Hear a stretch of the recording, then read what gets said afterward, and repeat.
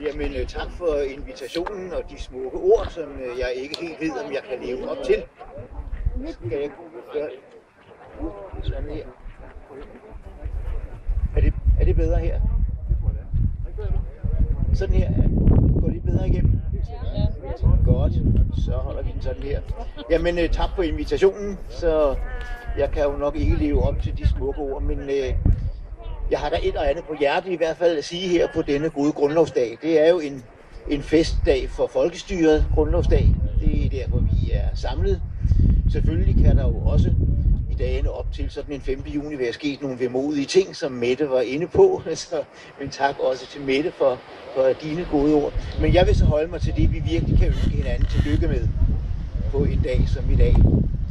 Og det er jo blandt andet, at for et par dage siden kunne vi jo fejre 25-året for vores nej til Maastricht-traktaten 2. juni 92. Og om et par uger kan vi fejre 1-årsdagen for englændernes beslutning om at melde sig ud af unionen. Det er jo to markante begivenheder. Man kan sige, at vores nej til Maastricht-traktaten, det var jo et nej til den traktat, der skulle forvandle det oprindelige EF til unionen. Selvom nogle af vores kære politikere et år før havde lovet os, at det ville jo aldrig ske. Så den var stendød. Men det var den ikke. Den var i den traktat, og den stemte et flertal herhjemme så nej tak til. Siden da har der er kommet mange traktater siden da, der har fortsat udviklingen imod en stadig mere centraliseret union, hvor stadig mere magt ligger hos den ikke folkevalgte kommission i Bruxelles og på de ikke folkevalgte bureaukrater og lobbyister.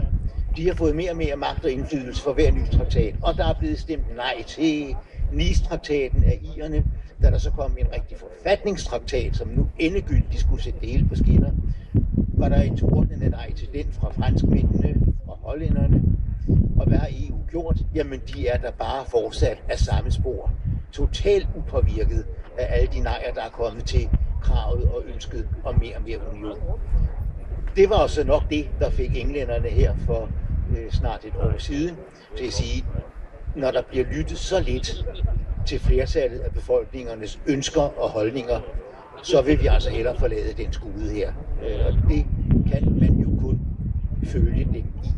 Så stort tillykke også til englænderne igen med den beslutning, og det er så et par måneder siden, at Theresa May jo endegyldigt trykkede på udmeldelsesknappen. Så når vi ses her om 2 år, så er England meldt ud af EU i hvert fald. Så hvordan reagerer så EU-kommissionen og eliten i Bruxelles på den dybe krise, som unionen faktisk befinder sig i, ikke? Jamen, det gør de jo ved at sige, at vi skal bare have mere af samme skuffe. De har dog kommet med sådan 5 scenarier for, hvordan unionen kan udvikle sig fremover. Og der er der også nogle af dem, der siger, at vi skal måske nok have i lidt forskellige hastigheder. Men altså retningen er ikke til debat. Den ligger fast. Og når de siger, at det der med lidt forskellige hastigheder, vi kan beskære lidt her og der, ikke, så er det som vores tidligere udenrigsminister Kristian Jensen sagde under debatten op til retsforbeholdet, tror jeg, at ja, hvis folk synes, det er for meget. En hver haveejer ved jo, at en gang imellem skal man skære helt ned, hvis man vil have, at den skal vokse sig rigtig stor og stærk. Så det er så det der scenarie med, nu skal vi have et EU i flere hastigheder. Og så er der et andet af scenarierne, det er, at nu skal der bare fuld knald på. Ikke? Nu er det, at man skal stille hver andet øjeblik med forslag til finansloven for at få det godkendt i Bruxelles. Det er meget mere fælles militær våbenproduktion og alt det der. Så det er på høje tid, at vi også, og forhåbentlig også gerne andre med os, siger farvel og tak til den union. Fordi de politikere, der sidder dernede og administrerer det, de lytter jo. De har absolut ingen respekt for det demokrati, vi er samlet her i dag for at fejre.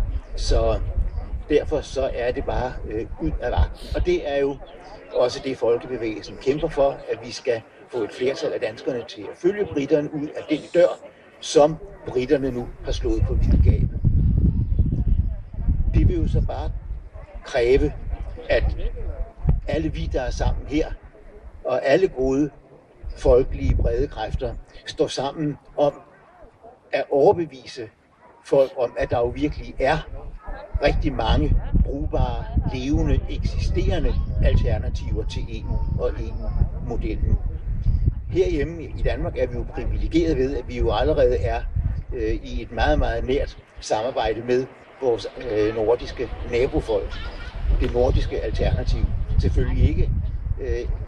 Norden er jo ikke et alternativ til samarbejde med alle andre folk, men et meget stærkere fælles nordisk samarbejde vil jo være et glimrende grundlag at forhandle ud fra og få nogle meget bedre samarbejdsaftaler, når vi nu melder os ud af EU. Det er noget af det, vi skal slå på. Og der er opinionsundersøgelser, der har været lavet med mellemrum gennem de senere mange år, viser faktisk også, at hvis man spørger folk i Danmark, Sverige og Finland, de nordiske EU-lande, om hvad de vil de foretrække et meget nærmere nordisk samarbejde eller yderligere udbygning af EU, så er der et stort flertal i alle de 3 nordiske EU-lande for, at man meget hellere vil have et nærmere nordisk samarbejde. Man skal ligesom bare præsentere alternativet, fordi hvis folk får at vide, at det er et spørgsmål om at forblive i EU eller tage springet i det store, sorte uvisse, så begynder folk jo at ryste lidt på hænderne der, ikke? Så vi skal bare i fællesskab slå på alt, hvad der er af eksisterende alternativer. Både England og Danmark og alle de andre nordiske lande var jo tidligere medlem af EFTA, den frihandelssammenslutning, som jo drejede sig om samhandel, men uden den politiske overbygning, som EU har. Og EFTA eksisterer jo i bedste velgående stadigvæk med blandt andet Norge, Island, Schweiz som medlemmer. Ikke de største lande, men immervæk blandt de rigeste lande i Europa, og mest velfungerende og demokratiske også. Ikke? Så, og der kunne man jo håbe, at England også igen nu vil ty tilbage dertil. Og der er jo samarbejdsaftaler mellem EFTA, de fleste EFTA-lande og EU. Og hvis nu England og gerne fuldt af Danmark og flere melder sig også ind derinde, så vil det være 2 mere ligeværdige parter, der forhandler, så der samarbejdsaftalerne bliver meget bedre end de nu eksisterende. Og så er vi ude af den politiske overbygning. Vi har jo hørt, Mette også var inde på, alle de skræmmebilleder, som de engelske vælgere bliver præsenteret for. Og man kan jo også se, at EU viser jo så også sit sande ansigt, når de nu indleder forhandlingerne med England. Ikke? De skal jo betale milliarder i straf for at være så frække at ville melde sig ud. Ikke? Det er det EU-eliten og politikerne, Merkel med flere, står for. Men selvfølgelig vil resten af verden gerne handle med England, fordi det er et temmelig vigtigt handelsland. Det er stor import og stor eksport. Så jeg mener selv, jeg tror, at England er det land, den største kunde for tysk bilindustri blandt andet. Jeg tror da ikke, at de store tyske bilproducenter vil straffe England, sådan så de mister kunder til 800.000 biler årligt. Jeg tror gerne, de stadigvæk vil sælge 800.000 biler.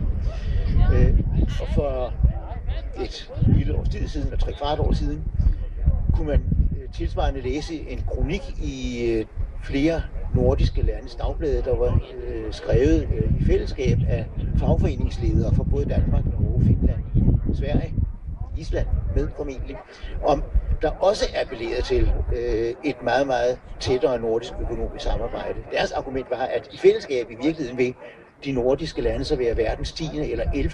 største økonomi, hvis man ser sådan på det. Og skrev de, så kunne vi jo komme med i G20.